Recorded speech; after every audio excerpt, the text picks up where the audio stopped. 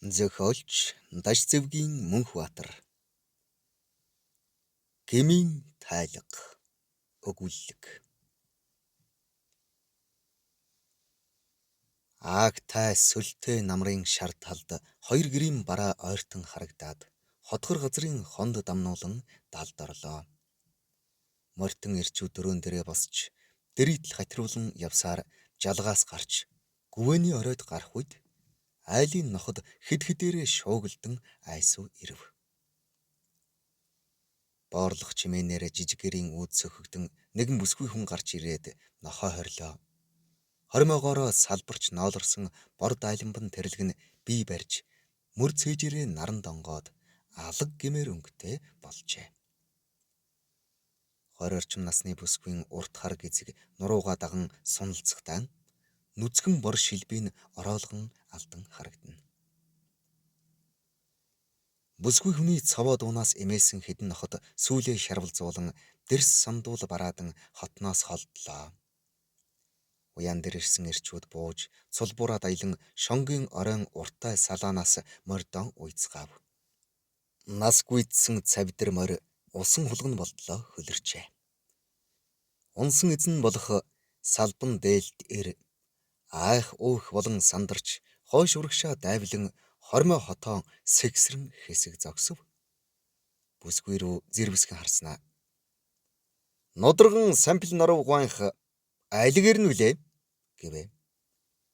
Хэний ч бодоожоор шижээргүй зантай сайхрын нүдрүү өнөөх бүсгүй цоргин харснаа. Үлиэлэг мушил заад хойд толын том гэрлүү заав. Бүсгүй сампил норвгой гэртээ байгаа. Та хоёр орж болгоно уу гэд араас нь дагав.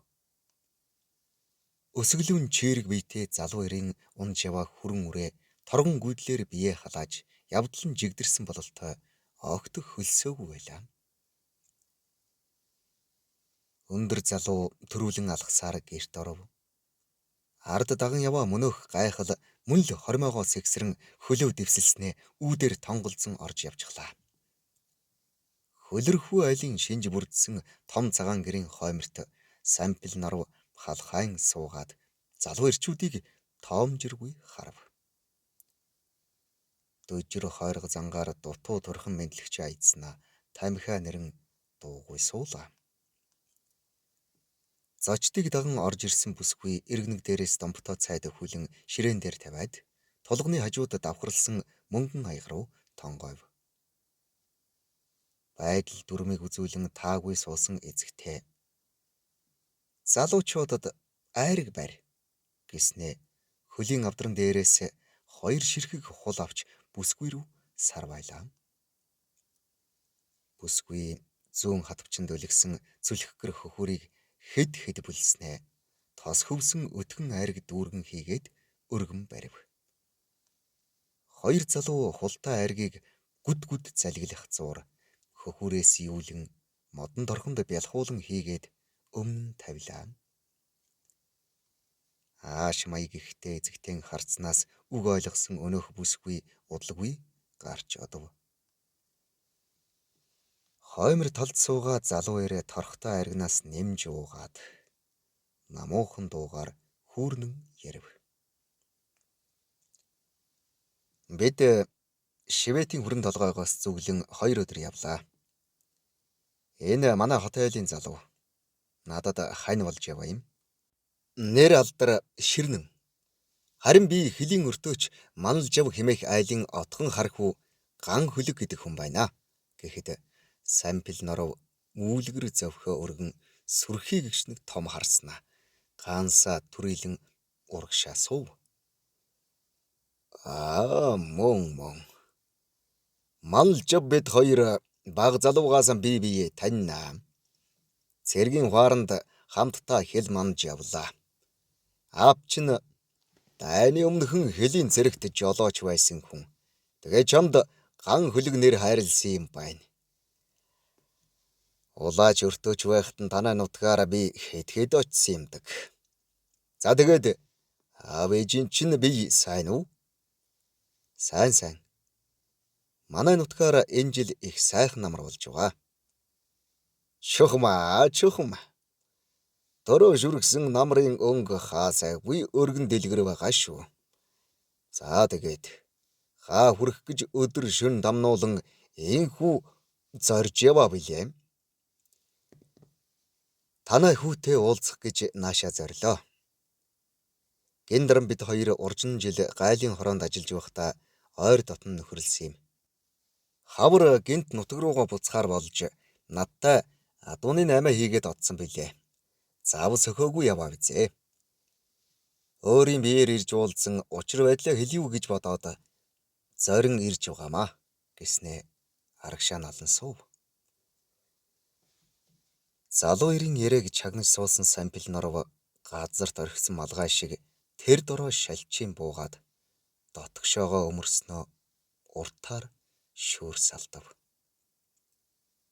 Зочид гайхан эзэгтэрүү харцгаалаа. Холойрын зочинд бадарчин савраачин шиг хандаж сурсан ав живтэй сүрхий эхнэр хэдийнэ нүүр буруулан буруу харан суужээ. Сампил норов хэсэг сууснаа тамхиа санаа бололтой өөр төрийгээ онгочин удалгүй утаа байгуулан нэрж эхлэв. Тооноор өнгийсэн намрын шаргал нар ханын толгойд бадамлаад цагаан эсгий туурганд гэрэл ойжээ. Нарны гэрэлд яг харалдаа суусан буурал өвгний хүрэн царай хүрлийн сууснаа. Хөө маань харийн нутагт одсон билээ. Энэ хэдэн хүүхдээс арай дөмхөн тэр байсан юм. Өр 50 хайм өр хатуу гэж үг бий. Чамаас авсан хурдан хүлгийнхээ талаар тоомтой юм яриагүйд би гайхаж байна. Чи хурдан хүлгээ хөдлөөд буцтаа. Би адуучнаа даруйхан мордуулах гэд өндөс хийлээ. Гентийн үгэнд цочирдсан ган хүлэг тайван ууж өнгөөр өөрийгөө цэглэн суугаад барьцгүй зүйл олж сонссондоо гүнээ харамсаж байна. Би учрыг лавлаж хужирыг тунгаалгүй наашаа яаран зүгэлжээ. Намайг өршөөгөөрэй гэлээ. Тэр яах вэ? Харин ч чиний ирдэг зөвдөж хөөмн сэтгэлдээ гимшээд явсныг хэмэтгэв. Харийн нутгаас харуулсан суугаагч үг үсгэхгүй. Чи энэ сайхан хүлгээ аваад буц. Надаас гүйж говьсон хүмүүс олон байгаа юм. Би хүүгээс минь үлдсэн ганц унаа гээд хавтуулахгүйгээр үл барам харамлаж харуулцсаар өдий хүргэсэн юм аа. Одоо эзэндээ буцагдай гэж хэлээд сампил норов гэрээс гарлаа. Зочид гэрийн эзнийг даган гарцгаав. Өвгөн ногт бугуйлаа эвхэж савчуулсаар урд талын жижиг бор гэрлэв алхав. Баруун хойноос дүүрэн аргалтай том жижиг арга давхарлан үүрсэн нэгэн хижээл насны авгаа айхлан ойхлон ирснэ. Гэрийн ойролцоо ирээд бохирон суув. Ган хүлэг ухсхийн очоод аргатай аргалыг газарт буулган эмэгтэйг татан босголоо. Хөөрхий ядарсан эмэгтэй дорсгор шүдэ гарган инээснэ. Гэлайлаа хөөмн гэж хэд гэр рүүгэн яран алхав. Нохоо хорж өгсөн залуу бүсгүйн ижийн болтой юм а да гэж ган хүлэг дотроо бодон зогсож байтал сампил норов айлаас гарч ирв. Эйтэн гутлынхаа шорыг газар чирж намрын борг өвс туучин хөл бууц бүргүүлэн ирснэ. Та нар манайд ороод хүлээж бай. Адуучин адуундаа мордно. Төдөөдлгүй хонгор үрээг хөтлөөд ирэх байх гэд гэрлүүгээ ухсгийв. Өмнөөс нь гинт гарч ирсэн эхнэр өвгөнтэйгийн халз мөргөлдөөд духаа даран хараал урсгав. Эзэгтэй жижиг аргатай аргалыг Өргөн гэр рүүгээ орох зураа. Хин цэвэл бүр толгой дээр гарчээ. Аргал түүж ирээд арагтаа нь шидчгээд явчихдаг болжээ. Чи ерэн чин дарыг адуундаа морд гэж хэлвүү гэж түүшүү багалзуураа төмбийлгэн хахир ярддаг дуугаар хэлээд хаалган сөхөв. Хол газар өдөржин шөнжин яваад аянш ядарсан ширнэн гэр тойронд болж буй жигтэй явдалд мэл гайхан цэлэх хөхөрч дэмийл хоёр мөрөө хавчин ган хөлөг рүү бүлтгэнэн харлаа. Ган хөлөг үүнийг тоосонгүй. Гагцхүү жижиг гэрээс хэн нэгэн адуучин гарч аль зүгт мордохыг тандан хүлээв. Удалгүй өнөөх залуу бүсгүй гарч ирснээ морины уяа руу шуудран алхлаа. Эвлэг торхон цээжиндээ хоймсон бугуйл ороож дээрэс нь ногт давхарлан бүсэлжээ. Урт хар гизгээ салаалан сүлжээд хондлой дээрээ уулзуулан боожээ. Ширэн ултай гутал хөлдөн углаж цэцгэн хээтэй алчуур мөрөн дээрээ зангиджээ. Бор тэрлэгнийхээ хормойг үли ялэг шууснаа мориндоо мордон ухс хийв. Дэрсний үндэс сэтлэм гань галзуу хурдаар дүүлэн ниссээр толгод дамжин алга боллоо. Ган хөлөг гэрийн хаяанд хөлөөжийн сууга ширнэн рүү хандан "Чи эндээ байж бай. Би адуун дээр очичоод ирье" гэд бүсгүйн араас давхин одлоо. Намар оройны сэхүн салхи өвөр дүүргэн сэнгэнэж хэнз таанын содон үнэр хамар царгина. Амьсгал тэлэх хурдаар араараасаа нэгсэн хоёр мартин хоорондоо ойртон айсвэ. Тэртех өргөн талын хөл хормойд хөгцөнхөр улсын бүдэг бараа сүүмийн харагдана. Оройн нар жаргах хараахан болоогүй байхад бүсгүй адуун дээрээ ирлээ. Морин дэл дээр хурдлан явхдаа ногтоо тайлан өвөртөн хийж бугуйлаа суллан гогцоо гаргажээ. Тогт нуун идээшилж буй адуун сүргийг хаг яран ороод агтны баруун захад ганцаардан яваа хонгор үрээг элдэн хөөв.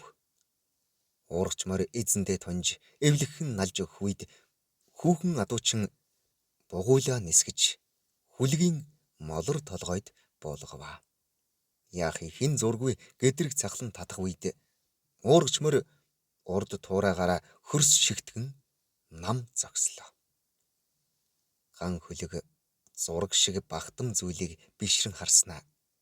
Адууны урдуур дайлан нар зөв тойроод өнөөх бүсгүй дээр ирлээ. Бүсгүй хонгор үрээний толгойд ногт углаад сагалдраг гогцоог нь чангалан татж байлаа. Зүрхэн савлаж сэтгэлэн догдолсон ган хөлөг мориноосоо бууж хэлэхүүгээ оллгүй твдэв. Бүсгүй ган хөлөг рүү зэрвэсгэн харснаа. Хурдан хонгор үрээний цолбуурыг гарт нь атгуулв. Ган хөлөг үгээ арай хийж эвлүүлэн "Ястай гайхалтай адууч юм аа. Ийм адуучинтай байхад алзах юмгүй шив. Миний нэрийг ган хөлөг гэдэг. Шивэтийн хүрэн толгойд нутагтай хүн. Самбил нуруугаан баг хархуугийн найз юм л да" гэснээ тэнэгэлзэн хэсэг зогссноо. Ер нь би ийм хэцүү цагт адуугаа аваад буцалтай нь биш дээ. Энд байж байг гэснээ хонгор үрээний цулбуурыг буцааж өгөв. Бүсгүй зог тусан гайхан харснаа. Би чамайг сайн мэднэ. Харин хонгор үрээ 3 удаа гүйснийг чи мэдэхгүй. Хонгор үрээ маань танай хөгшин хээр азрагны анхны төл бололтой. Хамгийн сүүлд наадмаас хойш нутаг руугаа гүйсэн. Би гин дарамд амлсан ясаараа эргүүлж авчираад энд адгуулж байна да. Одоо эзэн хөдөлж яваад адуундаа тавьсан дээр шүү гэлээ. Ган хөлөг мэл гайхан. Чи түүнд юу амлсан бэлээ? Ган дэрэм энэ үрээг хөдлөн ирснээс хойш Жил алгасалгүй сойс юм а. 2 удаагийн ардын наадамд айрагдсан хүлэг. Ган дэрэм их шарлахуй хүн байсан учраас заавал түрүү магнаа авч байж санаа амарна гэж ярьдаг байсан. Бүсгүй ийхүү хөөрнөн ярьж байснаа ухсхийн мордож ган хүлгийг шавдуулан "Алив мориндоо морд. Нар шингэхээс өмнө очицгоё" гэснээ ташуураагүй. Ган хүлэг хонгор үрээгээ хөдлөн араас нь эргүүлсээр гүйцэж ирлээ. Явдал дундаа бүсгүй шанхныхаа үсийг хойш нилээд "Гин дарам чамд 4 тэрэг бэлдсэн байсан юм. Танай нутгийг мод муутай говь газар гээд ярьдаг байлаа. Хонгор үрээгээ түрүү магнаа торгон жолоо өргүүлэх үед л танай нутаг руу тэргээ хөллөн очно гэдгсэн." Ган хүлэг бүсгүй яриаг сонсч явснаа төрүүлсхийн давирч "Гин дарам хаашаа явчихсан хүн бэ? Энэ зун явчихсан юм уу?" "Тийм ээ. 3 сарын өмнө." Ган хүлэг толгой сэгсрэн "Мөн хачин хэрэгэ?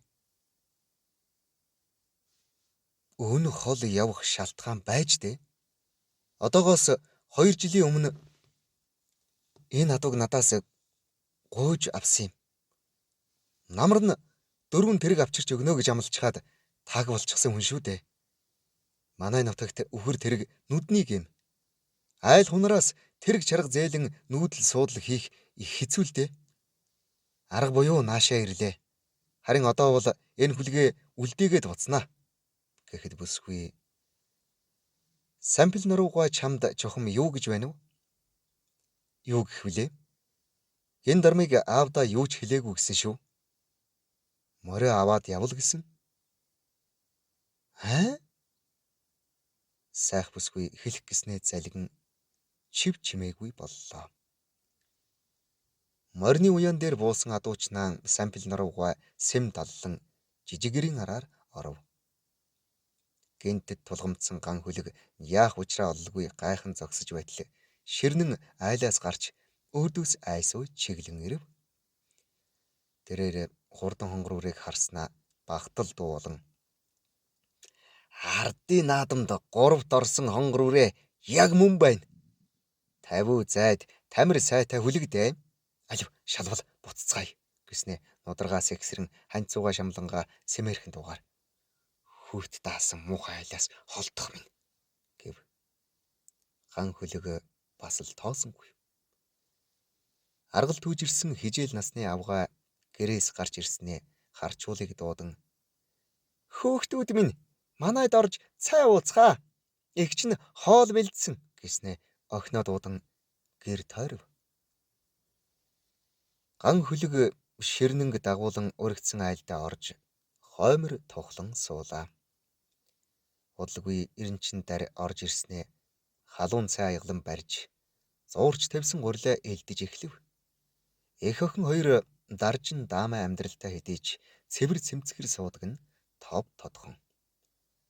Хахир хатвай айлын хаяа түшч өвөл зунгүй зүтгэж ирсэн эх нь наснаасаа эрт өтлөн санчгандаа буурал суужээ.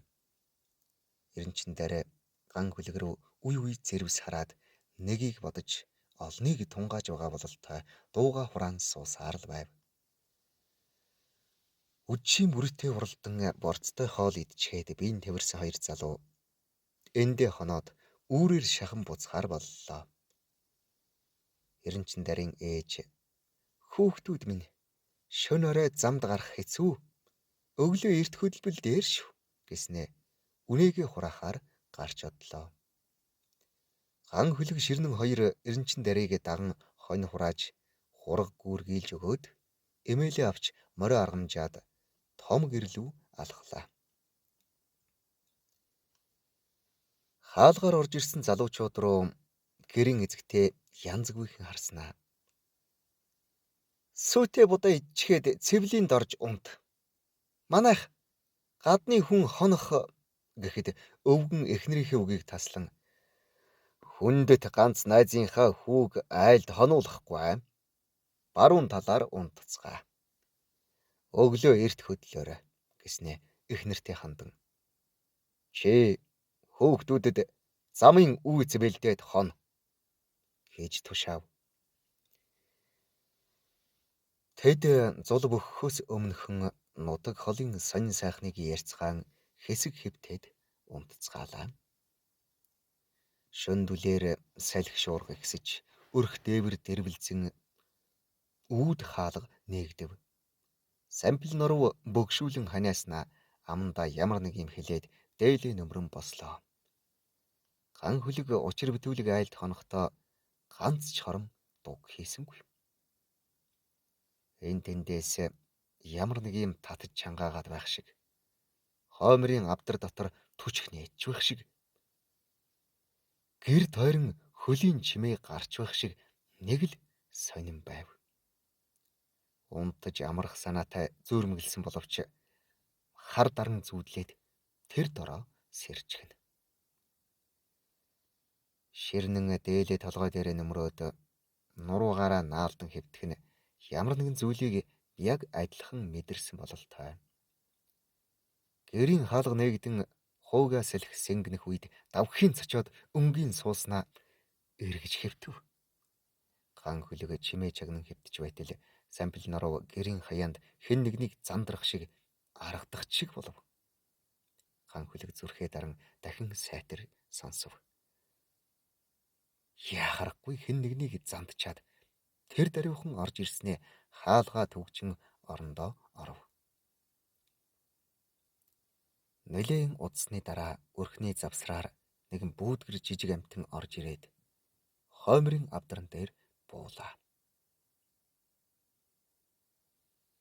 Хар хэрээнээс арай жижиг биетэй мөртлөө арай шувуу биш ээ. Ган хөлөг гайхшаа баран өөдөөгөө сөлийн харав. Хөнөөх амтан ийш тийшээ жооргон эвгүй дуу гаргав. Нисэх гүйх айл нь болох нь мэдэгдэхгүй сүйтгэнж байснаа авдрын араар ороод чимээ тасарлаа.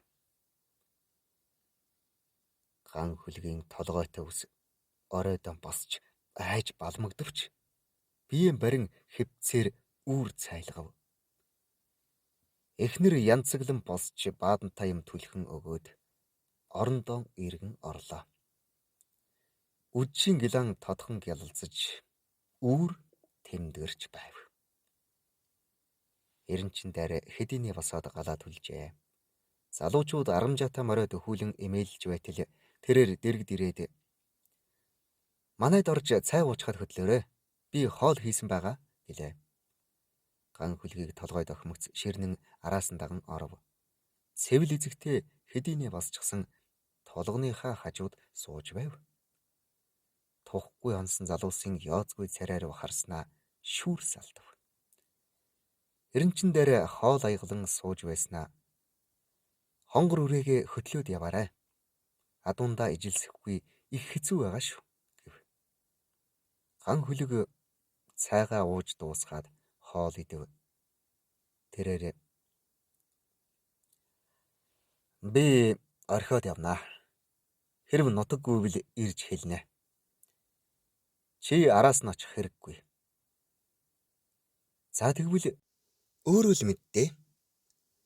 Сампил нуруу гуайд юу гэж хэлэх вүлээ? Гин дармыг ирвэл наймаага тохирно. Гин дарм байхгүй тул морио авч явах нь эвгүй гэсэн гэж хэлээрэ гэд морджээ. Ширнэн ардаас даган хатруулж явхдаа чанга дуугаар хашгиран яасан сонин айл вэ? Өдийн наслахтаа ийм айлд хонж үзээгүй юм байна гэхэд ган хөлөг хариу хэллгүй хурдаа нэмэв. Ширнэн эмээлийн гөлм дэргүүлэн давирснаа гүйцэж ирээд "Гүн нудраган сампил нурвынх гүйдэл шүглсэн айл гэж ярьдаг нь үнэн ажээ" гэд баттай хариу хүлээв. Ган хөлөг мөн л дуугарсангүй. Намрын сар дуусч анхны цас хаялж улсын орой цахирдж эхэллээ. Хүүдний эрч чангарч ус голын зах хөлдөж эхлэв. Намрын жихэн сэлхтэй нэгэн өдөр хонгор үрээ адуундаа гүйн иржээ. Ган хөлөг дотроо баярлан догдлоод нулимс унгах шахав. Эренчин дарь руу даруйхан мордож далимд нь уулзчаад ирээдэ гэж бодоод босчээ. Өглөөний хэрвнаас уртан өөрийн цоломтой уралдаж холын замд гарсан залуу эр сэтгэл зүрхэндээ ямар нэгэн баяр тучирлыг бэлэгдэн бас ямар нэгэн хачин зүйлийг тааварлан давхисаар нэг өдрийг авлаа. Шөн дундыг хагаслаж зам зуурын айлд хонов. Маргааш өглөө нь эртлэн давхисаар оройхон хэрд дууд хадны ойролцоо намаржаалж байгаа 2 гэрийг олж ирэв. Эренчин дараа барааны газраас ган хөлгийг таниад гэр рүүгээ ухсхийн орлоо. Үсээ янзлан алчуураа боогоод нүрээ толдов. Эргэж гараад нохоогоо хорин гэртээ урлаа. Гүнгэр гангар хөөрөлдөн сууж байтал хаалгууд хавтал зуулсаар сампил норов орж ирэв. Ган хөлгийг сайтар харснаа сая танив бололтой. Хөр аргалын боргил утаанд хамраа маань гудчин нүднийхээ нулимсыг арчив. Тэгснэ хойморт гарч суугаад. За хөөмн сайхан амарчж байна уу? Сайн явж ирв үү? Хонгор үрээгээ хөдлөөд явахгүй. Орхиод одсны учир юусан бэлээ? Гэснэ эренчин дарь руу жигтэйхэн харцаар шөвгдөн харлаа. Ган хөлөг хонгор үрээ адуундаа гүйжээ. Олон удаа нутагтаа гүйсэн адууг яалтай билээ. Гэн дармыг ирэхлээр манайх руу хэл хүргүүлээрэ. Би зарж өрлөгүй маллаж бай. Авчирч өгчч болно шүү. Үүнийг л дуулгахаар наашаа зүгэллээ гэв. Хайхэр үгэн хэсэг сууснаа. Тамхины утаага үргэн босохдоо эх охин хоёр руу ширүүн харцаар ширвэн харчгаад гарч одов. Бядтай тэнхлүүн харгүүгээр хамжаа бүл хийж ашгүй 2 гэр өвлжөөлөхөр болов. Малын туруу цаснаас уртж шуурхай амжуулан өвлжөөндөө буулаа. Ган хөлөг хотны айлуудыг нүүлгэлцэж, мал хуйг нь туулцаж, бишгүйдэл их нэмэр болсоор 7 хоноод буцах болов.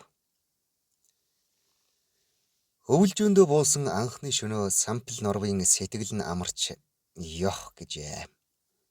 5 хүүхэд төрүүлсэн гэх ганцаардмал тэр өвгөн цагийн шуурганд элээгдэж насны хэрвэнд бэрчээ. Хоймроо игнүүлсэн олон том авдарнуудаа өргөж тэгнэх чадлагүй болсон мөртлөө хэн нэгнийг харуулдан гордож суугаа мэт. Гунигт харцаа нууж гундсан цагийг буруулж явах нь гайхуштай. Тэр үдэш ган хөлгийг шимэн архиар дайлж хямарсан сэтгэлээ уудлан ярив. Хөөмн хорвоогийн жам хатуу. Хатуу зөөлнийг ялгалгүй халигж явсан цаг бүр хэцүү. Тэр цаг л хамаг алдааны гол нь байдаг. Манайх 5 хүүхэд төрүүлсэн боловч үрийн заяа гомдоосон айлаа гэд яриагаан эхлэв. Гэргэн нөхөр рүүгээ муухай харснаа ган хөлгийг бодоод юу ч хэллгүй буруу харан суув. Үүнийг хэдийний тааж мэдсэн өвгөн мөнгөн тагштай нэрмлээс 3 та татаад 2 том хүүхнээ хөрөнгөнд худалдсан айлаа. Баян ноёнтонд богтлоод явуулчихсан. Тэр намрын улаан тэргэл өдрийг би мартдаггүй юм аа. Шинийн 17-нд баг хүүхнээ сүүх тэргээр мордуулж байлаа. Инжинд ирсэн өнгөтэй өөдтэйг энэ самган эдэлж хэрэглээд эцтэй сэтгэл хоосон хоцорсноо хожуу мэдсэн. Хүүхнүүд маань эргэж ирээгүй. Амьд эсэх нь ч бүү мэд. Гурван хүүгийн том нь дайнд яваад ам ирсэц. Үлдсэн нэг нь архинд нэвчсэн. Одхон хар хүү маань хоёр эгчийгээ олно гэд саяны нуруу даваад явчихсан. Эргэж ирээгүй 4 сар боллоо. Гэргэн эргэн харснаа ваартай архи руу харцсан нэхэн гүйлгэв. Үүнийг хэдийнэ тааж мэдсэн өвгөн шалвлан ухс хийж тагшаар дүүргэн хийгээд барив. Эзэгтэй тагштайг ганц амьсгаагаар хүнтэрчхөөд. Энэ өвгөн бид хоёрын балаг хэнд хамаатай билээд. Харин цэвэл охиноо бараадан нүүхээр болсон байхад гэхэн тэр. Ган хөлөг гэнтийн үгэнд самгардан амьдралыг таах аргагүй дээ эзэгтэй минь. Би эренчин дард сэтгэлтэй гэлээ. Өвгөн хэсэг дуугүй сууснаа. Эд баялаг өв хөрөнгийн төлөө улаарах их буруу. Хураасан хөрөнгө хүүхдэд биш өөртөл шингэдэг. Үр хүүхдэд үлддэг өв бол ухаан юм билээ. Бусд нь олсон эзнээ дагаад арилдаг. Эрт орой хизээч болов хүн бүр санаж явав штэ. Ган хөлөг хөгшчүүлийн яриаг хөгжөн нэлээд удаан сууснаа гэрээс гарлаа. Цэвлийнх өрхөө бүтээгээгүй хонж байх юм. Учрыг нухаж ойлгосон ган хөлөг ардсанд чангарсан хүслээ дэврэгэн харанхуй герт тэмтчин ороод эренчин дарын өвөрт шургалав. Гойлог сайхан биеийг эзэмд нь тачаадаж тооноор сэвэлзэх хүйтэн сэлхийг үл тоон өвөр цээжээ халууцуулан хонова. Онцгой мэт амьдралын эхэнд ормороо зурайлгаж эхэлсэн ган хөлөг тэр өдрөө өнжин дахин 5 хоноод гэр рүүгээ буцжээ. Шижээргүй зантай ширнэн ам хэлнийхээ уртаар хол ойрыг цуглуулж сонсох ил битээсэн. Их ярахын тоогоор их сонсохын үр бас байдаг ажээ. Ган хөлгийг адуу хурааж ирсэн тэр өдөр ард толгойн өвөр дээр ширнэн хүлээж сууваа. Тэрээр цулбуураа өвдгөндөө хавчуулан таал руу дурандан сууснаа. Нудраган сампил нурвын тоонсон тухайгаан хавийн хүмүүст ярьлаа. Тэгсэн чинь домог шиг сони юм олж дууллаа шүү гэвэ. Ган хөлөг бодол болон сууснаа.